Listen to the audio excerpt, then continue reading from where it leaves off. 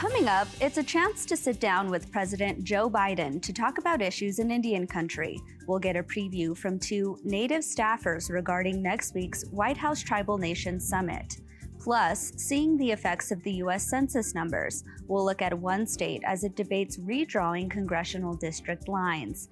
I'm Aaliyah Chavez. Join us for those interviews, plus headlines from Indian country today. The Walter Cronkite School of Journalism and Mass Communication at Arizona State University is honored to be a supporter of Indian Country Today.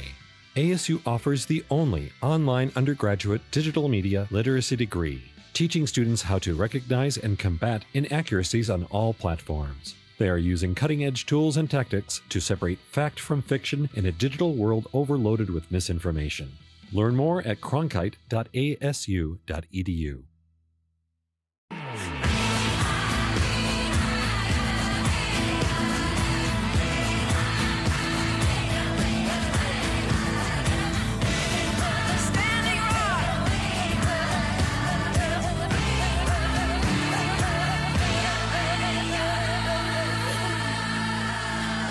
This is Indian Country Today. Kutwatsi Hopa. Thank you for joining us. I'm Aaliyah Chavez. A new report by the Harvard Project on American Indian Economic Development says some federal pandemic money was not delivered to all tribes fairly. The project aims to understand and support Indigenous nations in the creation of social and economic development. Funding provided to tribal nations as part of the American Rescue Plan of 2021 was grossly inequitable, researchers say. The report points to the formula the Treasury Department used for the discrepancy. It resulted in ARPA payments as high as $880,000 per tribal citizen for well-to-do tribes. But for economically disadvantaged tribes, some tribal citizens received less than $10,000. These tribes account for 89% of all tribal nations. The report also includes fixes for policymakers, like targeting the use of funding to address the worst inequities within tribal nations. At the World Climate Conference, Indigenous people from all over the globe are continuing to make their voices heard, even if it's by protest. Leaders from Native nations and climate activists staged a small gathering near the COP26 venue in Glasgow last week. Demonstrators held up an illuminated sign that said, quote, "End climate betrayal." At the conference, more than 100 countries pledged to end deforestation in the coming decade. The pledge is the first big achievement to come out of this year's summit, but advocates say they need to see the details of the plan to understand its full impact. Demonstrators at last week's protest say time is vital because the climate and Indigenous populations do not have 10 years to wait for world leaders to take action. The earth is speaking. She say we don't have more time, and we need to understand without Indigenous peoples we don't have life, we don't have planet. Thank you. It is estimated that developing countries will be hit the quickest by climate disasters, even though they are the least represented at the climate summit. Experts say this gathering is the world's last real chance to keep global warming in check. A new walk-in clinic in Albuquerque, New Mexico is centering the health and well-being of Indigenous women. Navajo citizen Nicole Gonzalez worked as a nurse with the Indian Health Service. That's where she says she noticed many gaps in women receiving insufficient care during pregnancy and birthing. Her concerns drove her to become a certified midwife. Gonzalez says creating the Changing Women Initiative will help meet the needs for Indigenous women. The initiative is planning a move to Albuquerque soon. The move to Albuquerque was really intentional because we do serve a lot of the Pueblo communities up north of Albuquerque, and then we're seeing more people from Gallup and Navajo Nation. And so for us to travel from Santa Fe to Gallup to provide home birth services is a 3.5-hour drive one direction. Data shows Indigenous mothers are 2 to 3 times as likely to die from pregnancy-related deaths as opposed to white mothers. Experts say racism and lack of access are among the factors. The initiative will open its new walk-in clinic on December 1st. In Minnesota, Ojibwe citizen Maggie Thompson is using the theme of inclusion in a national art exhibit to help foster and support other Indigenous artists. The Smithsonian American Art Museum has announced the textile artist will be featured in the Craft Invitational of its Renwick Gallery in 2023. With a year to create all new work, Thompson decided she would crowdfund for an industrial knitting machine she is certified to operate. If she meets her goal, she plans to hold a series of workshops, inviting Indigenous artists to come and learn how to use the machine. Thompson says she wants to start small and grow from there. I'm hoping people will be interested. I think they will. Artists will, and other folks. So yeah, maybe just starting with like 3 to 5 artists and then kind of launching from there. And then like, I don't know, I don't go by like a fashion schedule. Life gets crazy. The guest curator for the exhibition is Cherokee citizen Lara Evans, who works at the Institute of American Indian Arts in Santa Fe, New Mexico. And those are the headlines for Indian Country Today. I'm Aaliyah Chavez. Coming up, more information on how the U.S. Census numbers are being used in elections. But first, a preview of what to expect from next week's White House Tribal Nations Summit. Stay tuned.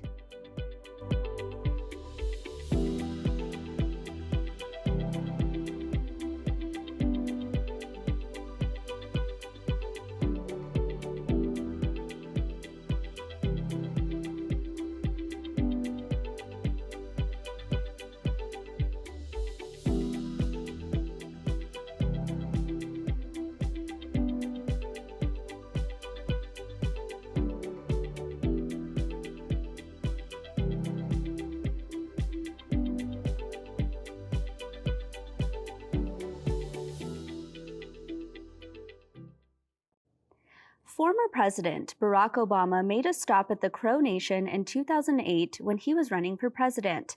At the visit, he promised tribal leaders an invitation to travel to the White House to talk policy if he was elected. That promise turned into the White House Tribal Nations Conference, which is a hallmark event for tribal leaders to meet with the nation's top officials. The gathering was not held under former President Donald Trump's tenure. It will return this year and will be held virtually on November 15th and 16th.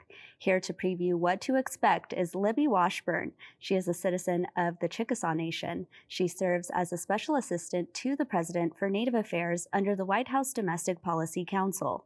Also joining us is Pawi Rivera. He is a senior advisor in the White House's Office of Intergovernmental Affairs. Pawi is a citizen of the Pueblo of Pewaukee. Libby and Pawi are joining us today from the White House. Welcome to you both. Thank you so much for having us. Libby, let's start with you. Tell us, what kinds of concrete policy changes do you think can come from a gathering like this? Well, it's a great chance to bring everybody together to talk about priorities. And it also serves as a springboard for a lot of announcements that are coming. And so I think you can expect a lot of robust dialogue. We have very substantive topics that we're going to be diving into, but we'll also be announcing quite a few things that have been asked for early on in the administration and over the course of the last several months. And so we'll be previewing that as well. So it kind of serves two purposes. What kind of announcements can we expect to see, Libby? Well, I don't want to ruin the surprise, but lots of agency decisions that will, bind the departments to do things going forward in areas that tribes have been very vocal about, executive action that we have wanted to see for months and even years in some instances. I don't want to ruin the surprise, so I'm not going to say exactly what's coming, but you will see an array of things, announcements internally, agency to agency, and lots of interagency announcements as well. Pawi, tell us big picture, what kinds of topics do you expect will be some of the biggest conversations at this year's summit? Thanks, Leah. I think that we can expect a robust dialogue across a number of policy topics that we've laid out. I think, starting with, COVID top of mind for many of our tribal communities and facing the disproportionate impact, we're looking forward to hearing from tribal leaders on some of their priorities as they look to fight back against the virus, but also, have our experts and our leaders share some updates and making sure that Indian country is well informed around policy updates from the administration, as well as most recent guidance that will help to inform tribes in their decision making. I think there are a lot of important policy points that will be discussed around infrastructure. That's top of mind with many of our tribes, and with the recent infrastructure bill passing, I think that's going to be a big topic of conversation and something that the tribes will be looking forward to. Climate change, the environment, those are a few of the questions that we've been seeing a lot of interest from tribal leaders. So without, as Libby mentioned, without going into too much, those are a few of the top policy priorities that we've seen, in addition to our 7 policy panels. So we'll look forward to having a robust discussion on those. It sounds like you'll keep Native journalists on our feet then, waiting for next week's summit. Libby, I want to go to you and talk about the language around this gathering. It was previously called a conference, and this year it's called a summit. Why was the name changed? So it was a request that came in during the campaign and in the transition era, and we quickly made the determination to change it from a conference to a summit to recognize the nation-to-nation relationship.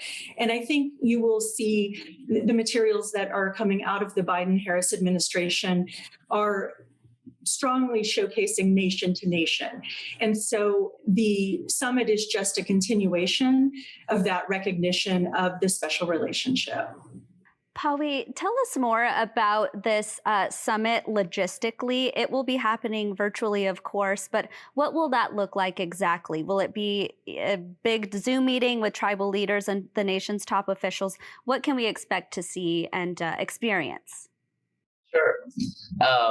I think that was one of the challenges in really making sure that we're showcasing the importance of this event, and how do we do that in a virtual space. So that the actual summit will be live streamed from the White House here in one of our studios. To date, I think this may be the first White House Tribal Nation Summit that's actually held from the White House, although virtual. But tribal leaders will be receiving special instructions to receive their link to view the summit.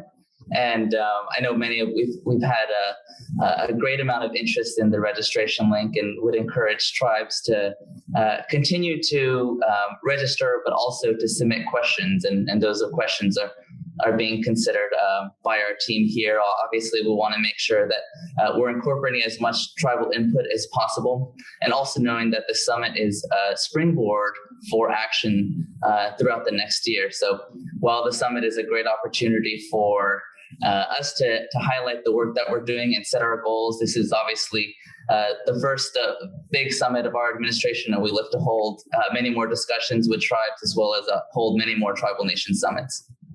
A large aspect of this gathering, of course, is the fact that it's a conversation between tribal leaders and the Biden administration. How will that conversation play out, given that it sounds like tribal leaders would just be watching a live stream as opposed to being able to interact and ask questions? How will that conversation actually play out? And Libby, we can go to you. Thank you. That's a great question, and something that we have really focused on in the last 2 months as we knew that it was going to be virtual. So we have a very substantive agenda. And so we've got 7 different panel discussions that range anywhere from about 50 minutes to an hour. And we have senior level leaders from the administration, but all of these panels also include tribal leaders. So you will see anywhere from, we have one that has one tribal leader who will be helping to facilitate questions. There will be heavy Q&A in this particular session, to anywhere up to 3 to 4 tribal leaders for each panel. And we have, maybe 2 to 3 cabinet members that are also on the panels. And so we really look at this as a dialogue, that it's not just the administration talking at the tribal leaders over the virtual setting for the Zoom setting, but actually hearing from them, hearing what the tribal leaders have to say, hearing the priorities. We will also have a session that is a listening session, and we will listen to the tribes as they put forward their priorities for the coming year. So we've worked very hard to fulfill all of the promises that were made during the campaign. And now we want to hear what the tribes want in this second year as we enter 2022. And so it'll be an opportunity to figure that out and for the tribal leaders to give us their input on what they're wanting us to focus on as the whole of government. Pawi, tell us, what can we expect from President Biden himself and Vice President Kamala Harris? How involved will they be in this summit? And, how many times can we expect for them to speak with tribal leaders specifically? Well, the one thing that makes this summit so special, it is the president's annual gathering with tribal leaders. And I know he had the opportunity to address this group, the group of tribal leaders, back in 2014 when he spoke in the Tribal Nations Conference during the Obama administration. So he's looking forward to having the opportunity to address tribal leaders again, and this time, sharing some important updates from his administration, as well as a few exciting announcements that are TBD that we can't share here. But I think the exciting thing is that the president is looking forward to this, and we look forward to having many more of our principals involved in this discussion and dialogue and sharing important updates. So just to follow up, can we expect to see him directly at least once a day, or how substantive will his visits be? We can expect to see him. I think that, with everything, obviously the president's schedule is very demanding, but he has committed to appear at the Tribal Nation Summit and provide remarks. I want to talk about other initiatives that the White House is doing for Native American Heritage Month. Is there anything happening at the White House specifically? And Pawi, let's go to you. Libby and I both had the opportunity to view the exhibit in the East Wing of the White House, where a number of our world famous artists, poets, writers, and other incredible pieces of history, actually, from our relationship, Indian country's relationship with the United States, is on display. And I think some of the highlights that Libby and I both were excited by were some of the cool skateboards that we saw designed by Native artists. We saw, our amazing authors and their Nobel Prize winning books that were on display. We saw gifts to the First Family, which are important parts of the nation-to-nation engagement as the First Family and other principals travel to Indian country. So those were also on display.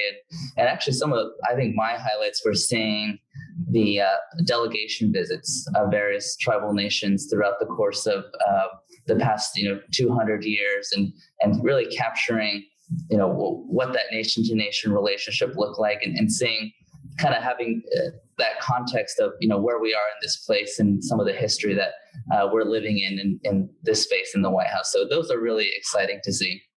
Great. Libby Washburn and Pawi Rivera, thank you so much for being here, and please join us again. Thank you. Thank you. Next up, redrawing legislative district lines in Arizona and the impact tribes could see there.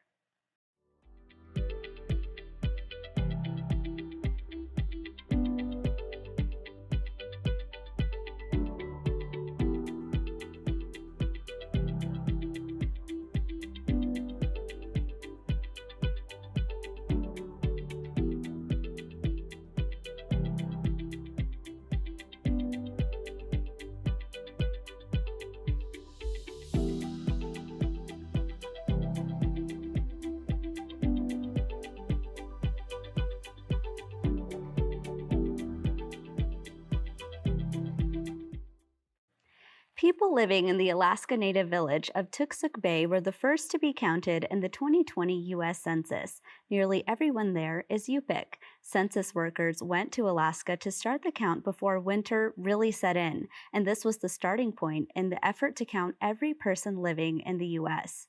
Now the data from the census is in and the impact is being felt. Each state evaluates the census data and how the change in population will change its legislative boundaries. In Arizona, an independent redistricting commission is tasked with this work. Joining us today is Derek Watchman. He has more than 35 years of commercial and tribal business experience in Indian gaming and banking. He's also overseen the Navajo Nation's Diné Power Authority and has worked with the Navajo Tax Commission as the director. Watchman is one of the 5 people on the independent commission. Welcome, Derek. Good morning, and it's my pleasure to be here. Thank you for asking me to talk about the Arizona independent redistricting process this year. Sure. Tell us how redistricting works in Arizona specifically. In Arizona, back in 2000 through Proposition 106, the Arizona voters decided to separate the redistricting process from the legislature. And so by amending the Constitution, there is now what is called the Arizona Independent Redistricting Commission. And so the commission is composed of 5 members, 2 represent the Republican Party, 2 represent the Democratic Party, and the chair, the 5th member, is an independent party. And so our job is to, through this process, is to look at the census data, come up with grid maps, draft maps, and then finally, and this year, we're mandated to come up with final congressional and legislative districts no later than January 2nd of 2022. And so it's just a few months down the road. And so what we do basically is we're going to redraw, and we start from scratch, redraw in this case, 9 congressional districts in Arizona because of the population, and 30 legislative districts, which basically the Senate and the House Senate and the House of Representatives will run in those districts. And so we got started. I actually got appointed last January as a member of the Indigenous community on the commission, and I'm actually Navajo myself from Window Rock, and I hold the Democratic position on the commission. And so we've been working very diligently since January, understanding our duties, responsibilities, and we've been embarking on a very, very robust and lengthy discussion regarding the Arizona 2000, in this case, 21 redistricting process. And based on what you've seen preliminarily, can you tell me what changes you expect to see in the U.S. congressional district lines specifically? And based on what you've seen, is that either good or bad for the tribal nations in Arizona? Technically, with the 2021 census, there's roughly 7.5 million citizens here in the state. And so it wasn't enough to allow, right now there's currently 9 congressional districts. There wasn't enough to authorize or allow for a 10th. And so we basically are dealing with 9 congressional districts, and we have to divide the 7.5 million. So each district by law has to have at least 930,000 people approximately. On the legislative side, by Arizona Constitution, the Arizona Constitution sets forth 30 legislative districts. And so, but if you look at the 2021 census count in Arizona, the Native population is roughly between 4 and 5%, depending on the US Census denominator that you look at. And so relatively speaking, the Native population in Arizona is relatively small. And so from a congressional standpoint, if for example, the grouping of community of interest, including tribes, is looked at favorably, there could be the possibility of tribes, and the latest numbers that we have about maybe 20% of any one congressional district. And so Basically, as we've seen in the last few years, swing vote opportunities, but nothing of size. And so basically it boils down to there's roughly 4% natives in the state of Arizona. And so congressionally, it'll be rather challenging to have the tribes select their candidate of choice. However, they can influence, impact congressional districts and the election that's coming up next year. And Derek, I understand now is a very critical time for a comment period for citizens of Arizona. Tell us about that. The way the process works is that we looked at grid maps, and then 2 weeks ago we approved a set of draft maps, basically for potential congressional lines and legislative lines. And so for the next 2 weeks, we are on the road and we are having public participation sessions around the state. And so I hope and I encourage all our tribal leaders, our tribal citizens of the state to come out to our public sessions, and that information can be found on the Arizona Independent Redistricting Commission website. Well, Derek Watchman, we'll have to have you back to talk about when those maps are submitted formally in the coming months. Thank you so much for being here. Thank you. It's my pleasure, and I appreciate the time. And thank you for watching. For all the latest news and updates, visit us anytime at IndianCountryToday.com. I'm Malia Chavez. Sometimes you got to take a stand just because you know you can. Oh, you got to run, you got to run.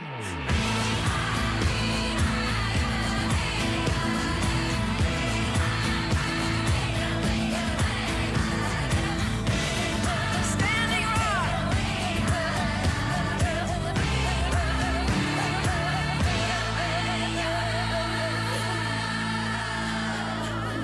This is Indian Country Today.